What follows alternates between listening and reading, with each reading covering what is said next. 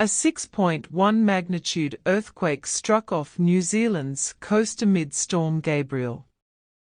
A 6.1 magnitude earthquake struck Wellington on Wednesday in cyclone-hit New Zealand.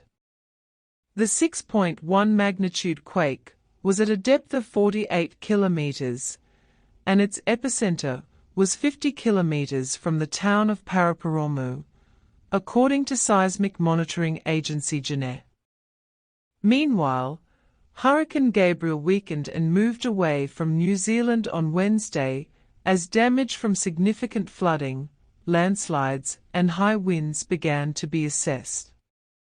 Gabriel made landfall in New Zealand on Sunday, cutting off entire towns, washing away farms, bridges and livestock, inundating homes and trapping people on rooftops before making landfall on the east coast of the North Island. It brought more destruction than any other event in decades. Prime Minister Chris Hipkins said on Wednesday that the immediate focus was on carrying out life-saving work to rescue flood victims, a Reuters report said. He added that all those who were stuck on roofs in the flood have been rescued. He also appealed to people not to return to their homes until permission is given.